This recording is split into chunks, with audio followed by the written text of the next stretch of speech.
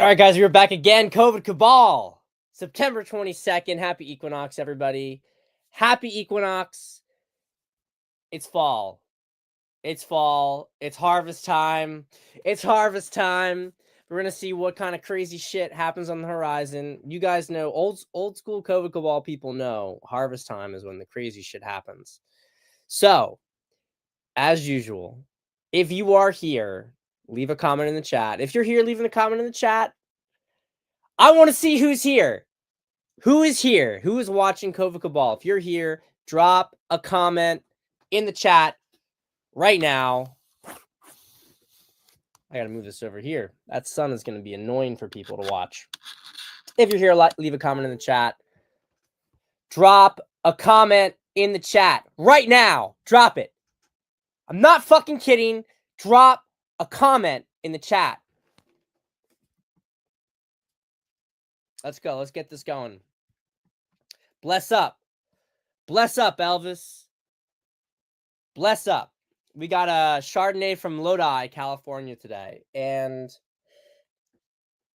all right. It's all right.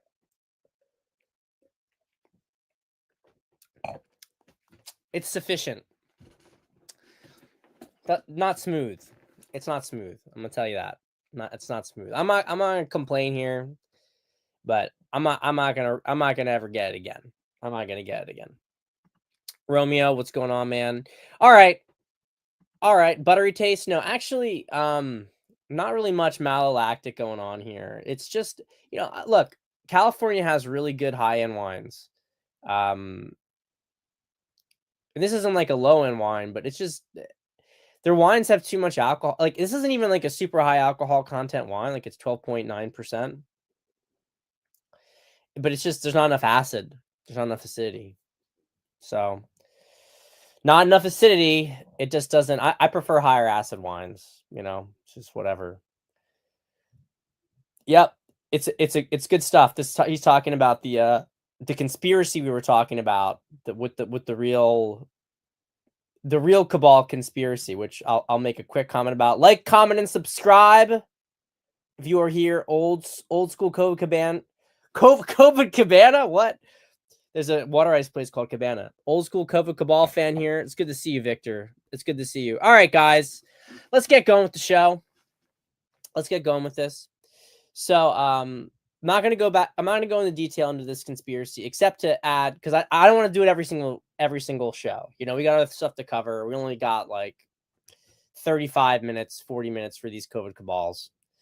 So it is this conspiracy that they want to bring about the Antichrist by having the entire world hate Israel and having Israel all together against the entire world. That's the theory. Okay. I'm just going to make one little comment that's interesting. Something I noticed today. And what I noticed today, I noticed that this dispensationalist evangelical Christianity is basically the same thing. Isn't that interesting? The Scofield Bible, a mistranslation of the Bible, gets its way into America, spreads all over evangelical America somehow, telling them that they need to, that Jesus will come back again when the Jews are in Israel and when the and when the world is fighting against Israel. So in order to bring back Jesus, they need to support Israel. Isn't that crazy? Isn't that crazy? Anyway, I'll just leave that there. No coincidences, guys. And yes, it is one of those things that's very like schizo, but then it actually makes sense, and I have no problem reconciling the world all of a sudden, which means that it's certainly directionally correct. And you guys, I'll just say this last thing. The reason it's important to know this stuff is not because you can just like beat your dick off to all sorts of conspiracy theories and collect them. It's because it helps to prepare you. Okay. If you know what they're trying to accomplish, then you know how to resist it. And you also know how to not fry your mind. So that's why this stuff is important. So, all right, guys. Today, the main topic of conversation is going to be about forgiveness and just closing thoughts on Charlie Kirk assassination and stuff. I want to say I listened to some of Tom Longo stuff. I didn't watch all of it. He had some good material in there as usual. You know, I'm a big fan of Tom, what he puts out. I don't agree with him on everything. Okay, I don't agree with him on everything. I think he's a little bit too flippant. I think he's off base with like Trump and Netanyahu working together in anything besides for a frenemies dynamic. I see no love between the two of them, first off. And second off, Netanyahu is truly an evil piece of shit. I mean, he is. I don't know how that's very disputable. Okay. Their energies are extraordinarily different. So they may be using each other, which is what I think is going on, for their own, you know, separate purposes. And it's maybe a very tense dynamic. But I don't see, you know, a lot of clear evidence that, you know, yeah, we're all like buddy now. And I also think a lot of that stuff, I think he's onto something with like the whole, so basically what he's saying is that Israel is working with Trump because Britain burned the asset. I think it gets a little too complicated because they're two sides of the same coin, basically. And I don't think that he'd have much dispute with what I'm saying. You know,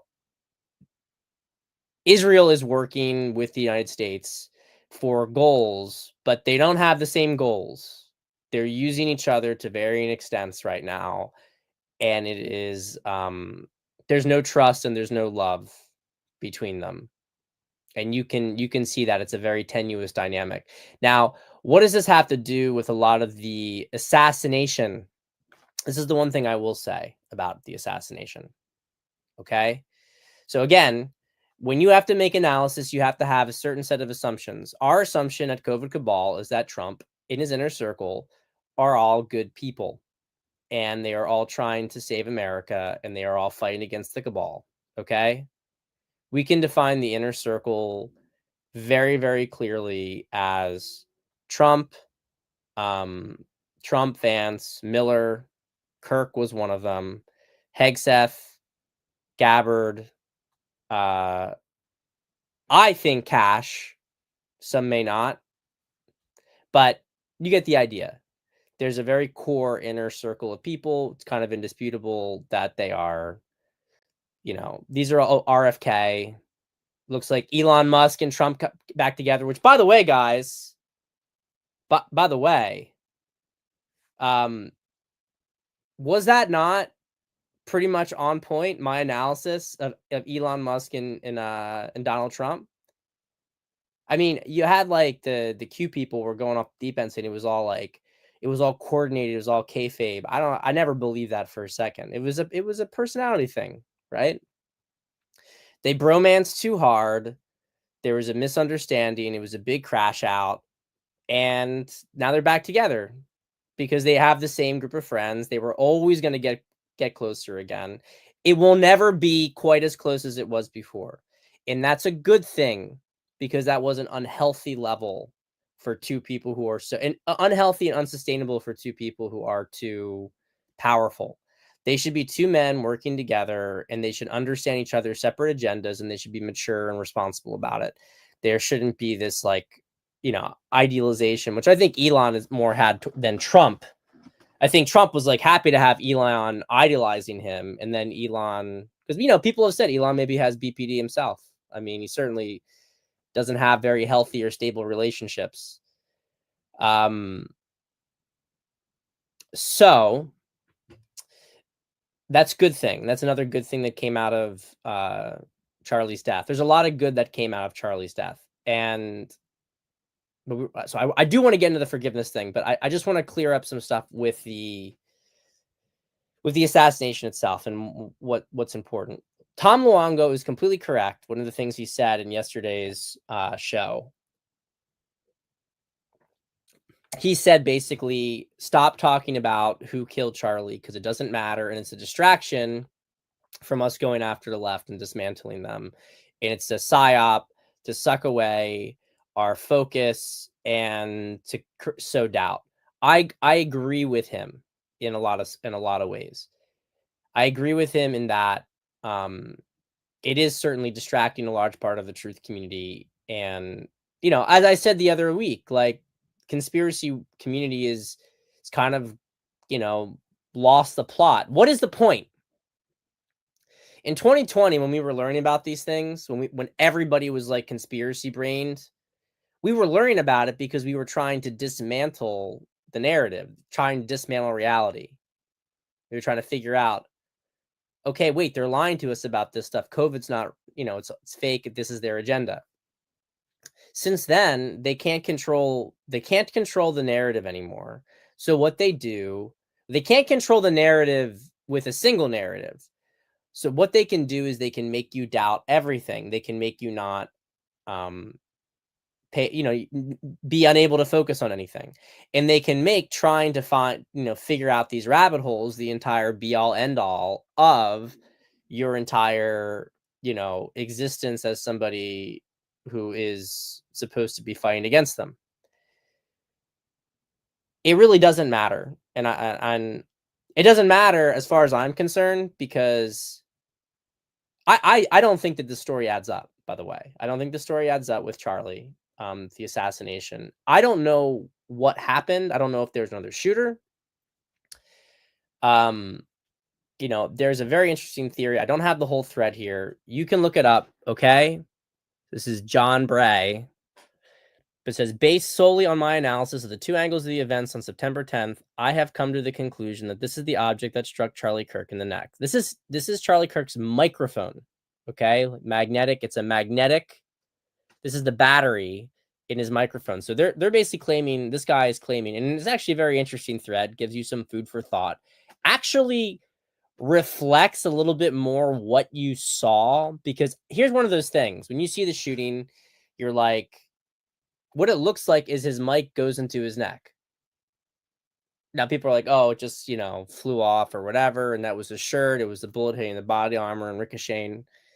But actually, your eyes kind of make it seem like it just shot right across up into his neck, right?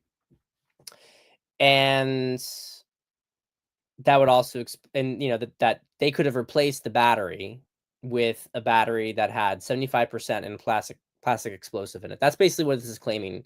So it wasn't even a bullet that killed him. The bullet could trigger a sonic shock that would send this thing out. Guys, it sounds crazy, but bottom line is there's so many ways that you could kill people, right? The CIA had heart attack machines. There's a lot of different ways you can kill people. And there's stuff with the, you know, Tyler Robinson that just simply do not make sense. Now, here's the only question I have, okay? Why do they not make sense? Do they not make sense because there is no sense to be made of it, that they created too many different parallel psyops and distractions? Or do they not make sense because they don't want us to find out the truth about it? And why don't they want us to find the truth about it? So we proceed from the assumption that Trump and his team are good guys. We proceed from the assumption that Cash, even if he's not as competent as he should be, right, that he's also well-intentioned, which I fully stand by. What we're saying, Bull Density, what doesn't make sense is the official narrative of the shooting, that Tyler Robinson, and what you're asking, what doesn't make sense about it? Just simply like how he got the gun up there, how it was disassembled. There's holes in the storyline. But the question is, are there holes? Are there inconsistencies in the storyline? Because, you know, they may know what it is, but do they just not want to tell us yet for various reasons, for their own intelligence operation reasons? This is a really hard thing for people to accept, because we are in this state of mind where if we don't get all of the information that we want, if they don't give us everything that we want, then that means that since we're being lied to, that means that they're trying to go after us and it's malicious. But people, you know, government figures lie, not always for malicious reasons. And I understand, oh, you're just being a cuck to authority, whatever. No, I trust Trump. I trust Trump. It's obvious that everybody in the Trump administration, because they're taking literally policy suggestions from X, they know that there is huge mistrust about the official story. So why are they sticking to the official story? Are they doing it because it gives them the ability to crack down on the left? Do they not want to muddy the waters because they want the pretense to go after Antifa, to unravel this stuff?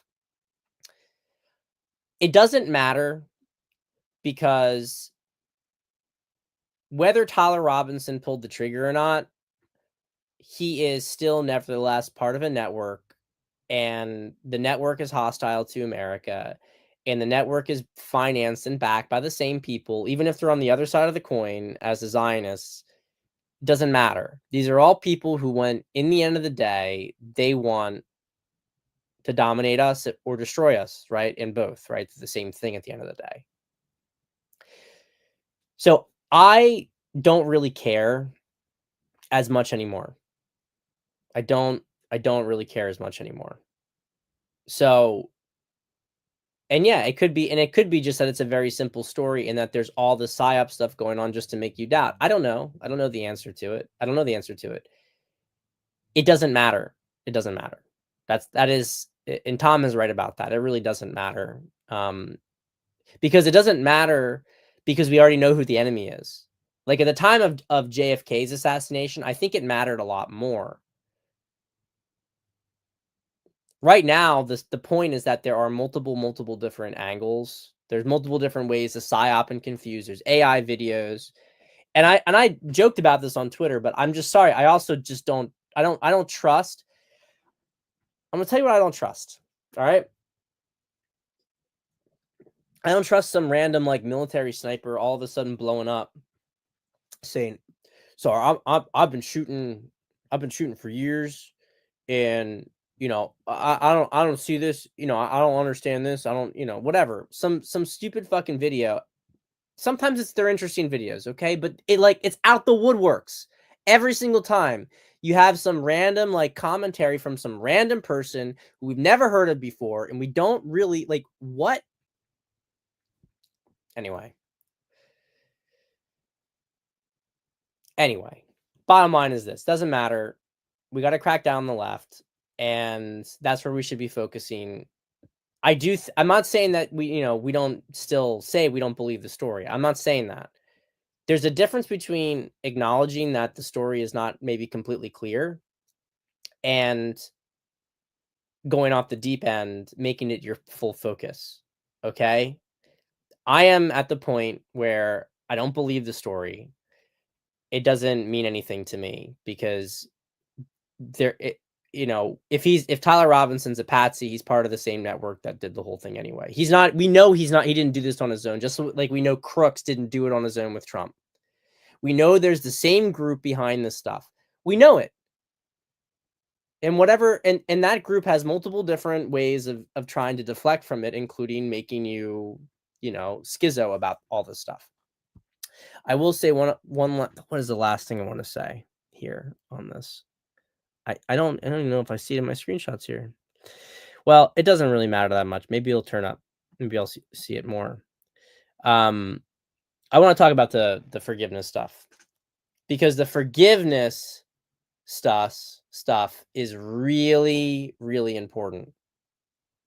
The forgiveness stuff is really, really important. And hold on though. I got some comments here. Totally trust Trump and Cash. There's no Epstein list. Oy vey, stupid goy. Believe your president. I mean, yeah, I believe him. I believe his intent. I don't believe that he tells me the truth all the time. There's a difference. Trump operates very, very much on strategic deception. But like I've said on many shows, if you don't believe that Trump is working in the best interest of America, go ahead. You're in the wrong show. Go ahead and grope around and just complain all day long about stuff.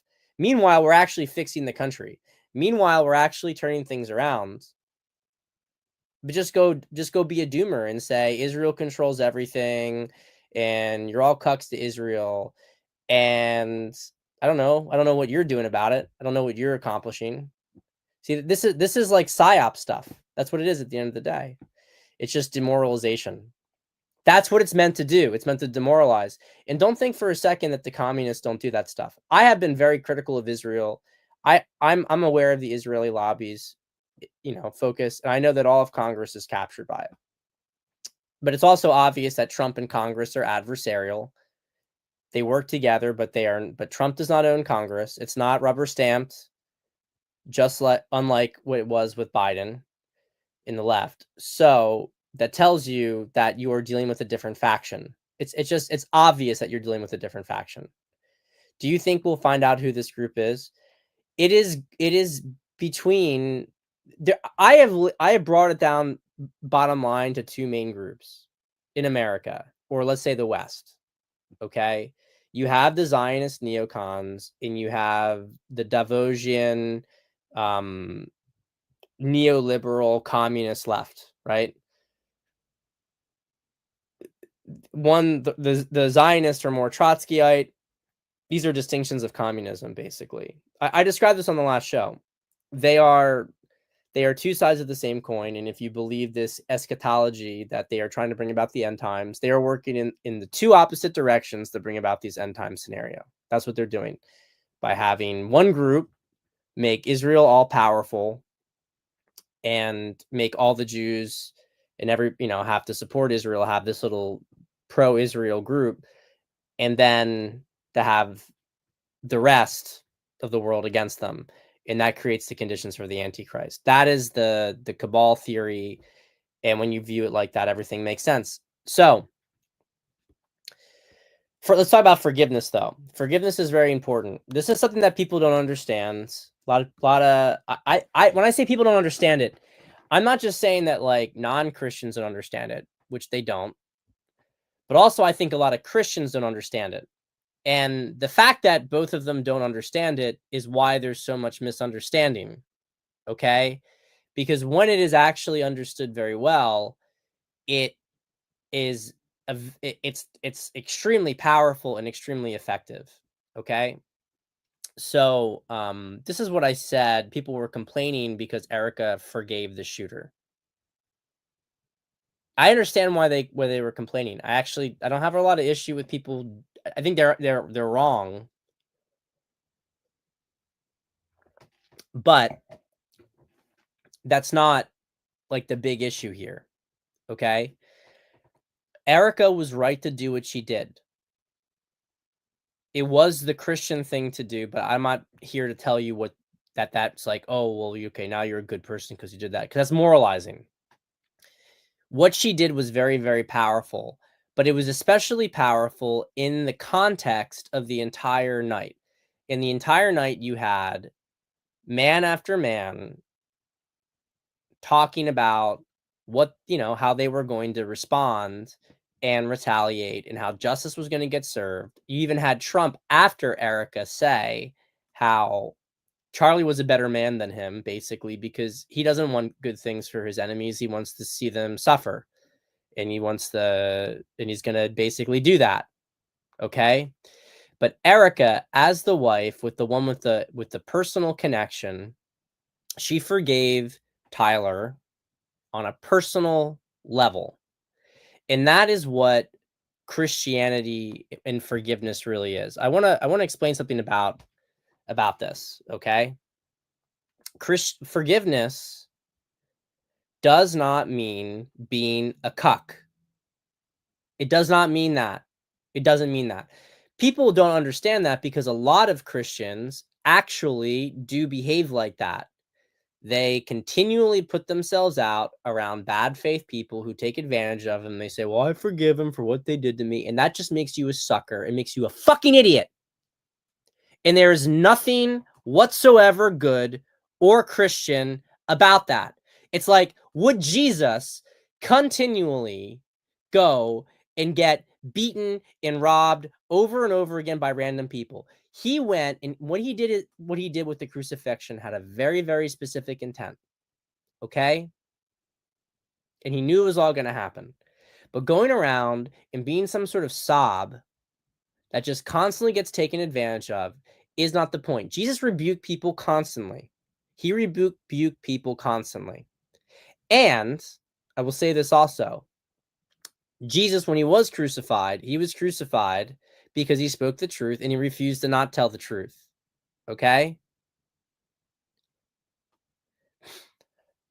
Most Christians are just like, well, I'm not going to stop bad people. It comes from a position of weakness. I'm going to see. Was this the one? Yeah. This was amazing by Uber Boyo. Amazing, amazing. See, I didn't know that Nietzsche said this. Nietzsche called forgiveness a master trait when done from a position of power, but a slave trait when you cannot take vengeance. Vengeance is a deeply human emotion, but it is monstrous in its need. People say modern painless executions feel hollow and offer little catharsis. Medieval Europeans knew how to punish. They would tear off people's skin and rip out their intestines in front of a crowd. Vengeance needs to see someone butchered. Sometimes this demand can be too heavy. It turns you into a monster. Sometimes you wish to let go and forget. Blessed are the forgetful. The worry, of course, is that letting go is an incapacity to punish, an incapacity to do justice, to set things right. Christianity's purpose is to expose this urge to punish within you by making God himself the target of your monstrous vengeance. Absolutely beautiful. Absolutely beautiful. Okay? It has nothing to do with justice. It has nothing to do with boundaries. These are not precluded by forgiveness. Forgiveness is a personal act to remove from you the burden of being connected to this person's energy. It's a really great comment from Clint. This is one of the most powerful speeches I've ever witnessed from a private citizen. The forgiveness she has given the accused shooter is between the two of them and has nothing to do with justice administered by the state.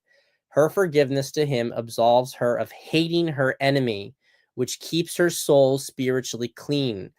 Forgiveness doesn't justify the action, and it does not include reconciliation. Erica demonstrated courage and demonstrated her commitment to live by spiritual principles, and she will be an inspiration to millions of people. Okay. I forgive. I have long forgiven the judges and the prosecutors who turned me in or who treated me horribly. I have forgiven the people who turned me in. I have even forgiven Jimmy Kimmel, who is just a piece of shit. He's just a piece of shit. I mean, how am I supposed to be angry about that? He's just a piece of shit. Okay. A lot of people don't understand this. And this point that Clint just made about keeping yourself spiritually clean is so like, you're like, Brad, like this stuff is like, it's just pathetic. Like it's just pathetic. Like, we're having a sophisticated conversation here. If you want to, get out, then get out. This is what it's about, is not just going and forgiving everybody and doing nothing. That's the whole point. Those people are cucks. You do it for yourself, to keep your soul clean. I forgive those people. Have I ever once said that I don't want consequences for those people? Have I ever once said that they're not going to get consequences, that I would try to stand in the way of them having consequences?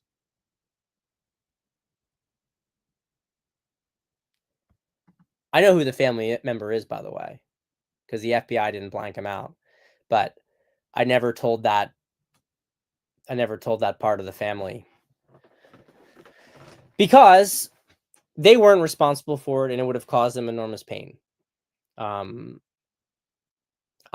was a difficult decision, because I thought about doing it many times. I'm happy I didn't, because what you start to see, and this is one of the big points from a spiritual perspective, what you start to see is that the consequences of people's karma destroys them. I have seen this over and over again. Jimmy Kimmel, I didn't have to like try to seek vengeance against Jimmy Kimmel, because Jimmy Kimmel destroyed himself. He's a terrible person. He destroyed himself. When you forgive somebody, you don't get in the way of their justice. What you do is you stop making it a personal matter for yourself. Okay? One of the books I read in prison, unsurprisingly, is called The Count of Monte Cristo. Classic story about a classic story about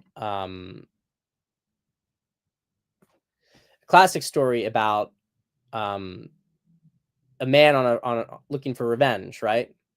Who's been very much wronged, looking for revenge. And he plans the perfect revenge. It's like 20-year process of planning the perfect revenge of the people who put him in prison for something he didn't do, took his woman, ruined his life, basically.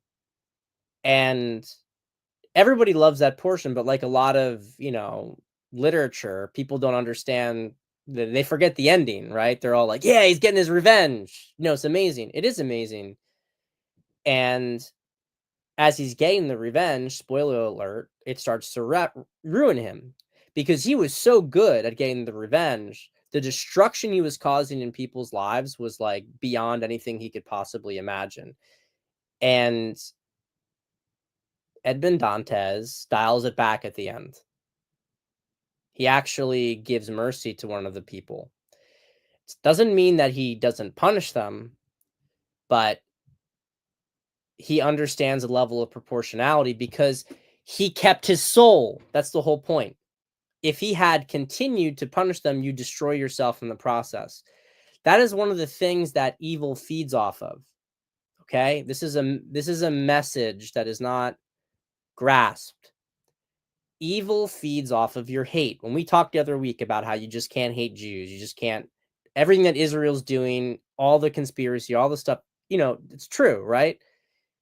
You still cannot let yourself fall into hate. That doesn't mean that you have to encourage. That doesn't mean that you have to go along with it. That doesn't mean that you just have to be some like cuck for Israel or whatever. It doesn't mean any of that stuff.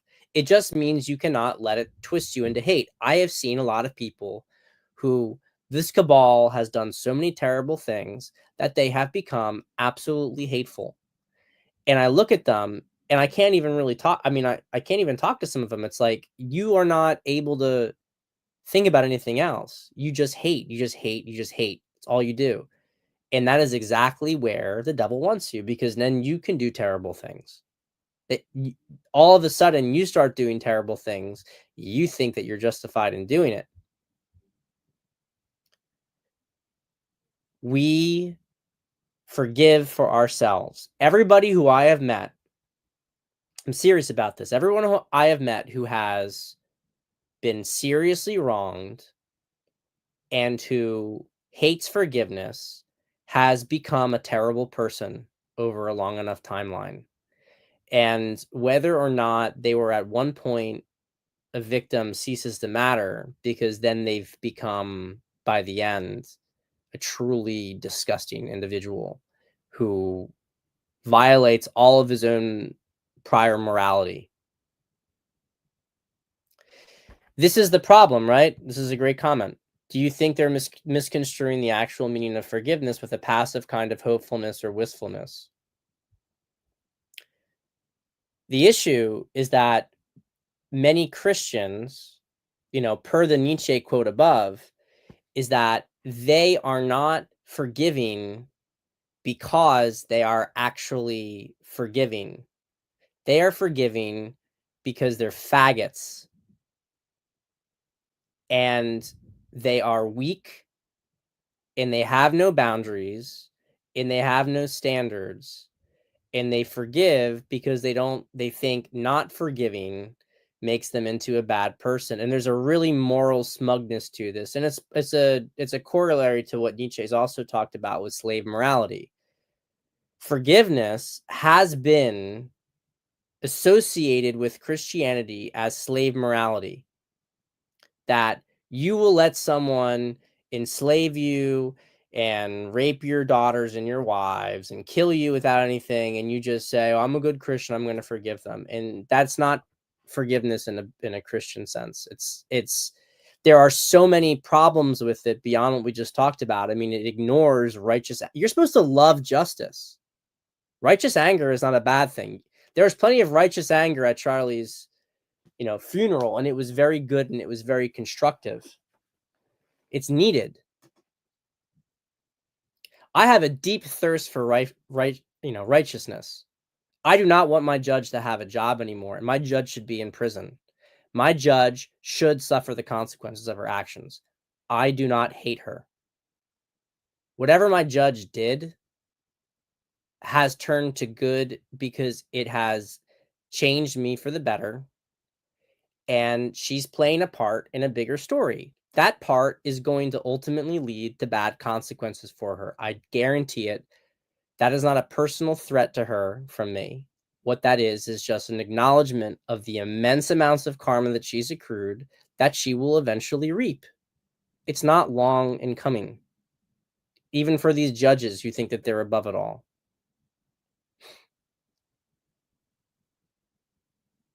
So we need to understand what forgiveness really is. Erica is not leading a campaign to release Tyler Robinson or to give him some sort of massive leniency. She is simply saying she refuses to let herself be doubly injured by him of not simply having her husband taken from him, but of having her heart and her spirit destroyed. I forgave those people not so much because I care about them. I do pity them. I pity them because they have really made terrible decisions. They have been on the wrong side of history. All the people who wrong me because of my politics, they are on the wrong side of history. They are going to have a heavy cost to bear. I do not need to add my own resentment on top of it. I don't. I don't.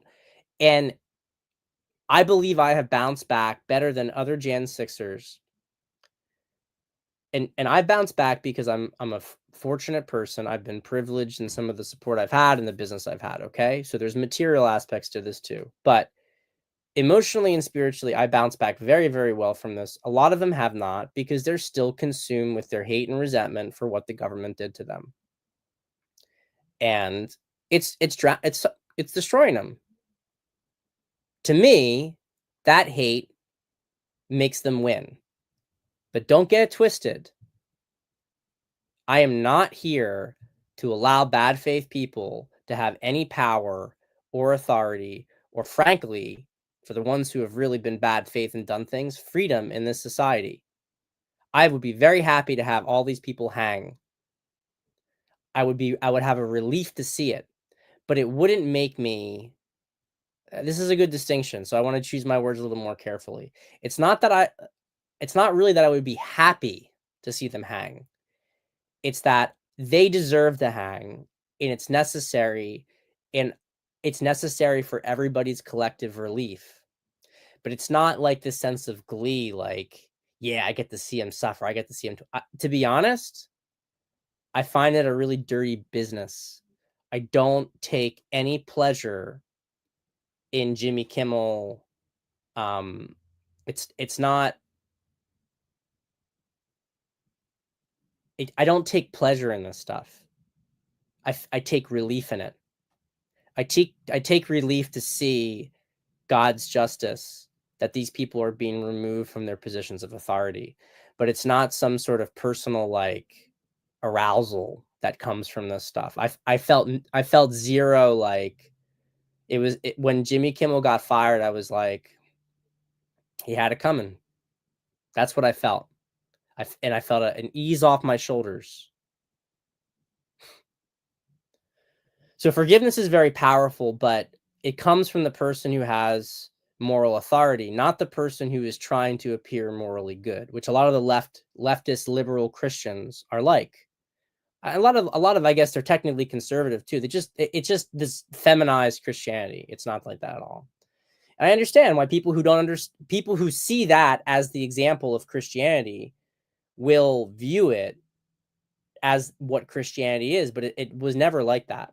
And the last thing I'll say on this topic of forgiveness before we start to close up is that it's actually satanic to do this, because when you do not put boundaries, when you try to stop consequences for bad people, you are helping evil. When you roll over and let yourself taken advantage of, you are helping evil. You are a servant of evil. A lot of Christians are the servant of evil inadvertently today. And We talk about the lack of moral courage. You know, church is not talking about Charlie. That's what we're talking about here. That's the situation. That's the problem. So I hope that clarifies things for people, clarifies my own position. I don't know that most people are capable. It takes a certain level of, I'm not trying to toot my own horn or anything, but it takes a certain level of consciousness to properly forgive. But it should not be something that's also super, super easy. I'm sure Erica said that Erica said she forgives him. That is not going to be most likely an instantaneous overnight thing. She's saying it because that's what she wants. And by saying it, it's helping her to go there. But she is going to definitely grapple with resentment, as I have, and I still do at moments, towards many, many people who, you know, were not there for me in the way that I would have liked. So, let me see here. What's this? Oh, this was one thing I wanted to mention about the shooting. I'll just say it real quickly. This whole stuff that, like, Charlie, like, his body, that there was no exit wound because Charlie's, you know, so spiritually powerful. This was a little bit disturbing for me. I'm just making like a quick comment on this. I actually believe this stuff could happen, but to me, this is just another indication that the Trump administration, either that guy is not a good guy, but I'll give him the benefit of the doubt that they don't want the full information out yet. But they're definitely, you know, Cash is expanding the probe, so we'll see. The last two comments here, and this is, I just want to put this out here. This is a good. Forgiveness is about releasing control the other side has on you. Resentment and hate locks you down, but also fuels the other side. It's what they want. You can still love them and exact justice. This is exactly right. All right. So last couple comments here. This was very interesting. Trump calls out Pam Bondi for no action. Nothing is being done. We can't delay any longer. It's killing our reputation and credibility. They impeached me twice, indicted me 5 times over nothing. Justice must be served now. And then he says later, Pam Bondi's doing a great job. I cut the stuff because it's not relevant, but he's basically saying Pam Bondi started arresting people. Now, just got to say this. What does it mean? Does it mean that Pam is good? Does it mean she's bad? You know, Trump's had some issues over some recent appointments that she's put out there, like in Eastern District of Virginia. People read into these kind of things a lot. I mean, I think no matter which way you look at it, it produces more doubts on, and more. I lean much more with the people who are saying, who have been saying Pam is dragging this stuff. She's not doing a great job, because if Trump was trying to say that it's go time for Pam, well, this doesn't give him then, you know, one of the stuff that Q always talked about is like POTUS is 100% insulated, that people are not going to, you know, associate Trump with the arrests and everything. Well, this is the opposite. This is the opposite of that. So those same people saying that, like, this is like a signal that the storm's, well, it's kind of like counterproductive. You would think that Trump would say, well, I want independent stuff to happen. Now he's telling his attorney general, let's go. To me, this is him giving her one last chance. I don't know if Pam is compromised or controlled in some way, or if she's just dealing with difficult things within the Department of Justice. So we'll see what happens. It tells us, I think, that the inner circle is certainly in one direction, though. Whether it's some sort of strategic decision to do this, to make it public. I mean, I know Trump's not beyond it, but I can't see the angle. If you guys think of the angle, let me know on the next show. We're back on COVID Cabal on Thursday. Okay, next 2 days, we're doing Dynamic Man shows. I'm going to talk about the next 2 client archetypes and the fears that those individuals face. We'll round out that series. And then Thursday, we do COVID Cabal again. And there's no show Friday. I have guests over, so we'll pick up again on Monday. So anyway, guys, I love you all. We'll see what happens, but take care. Have a great night.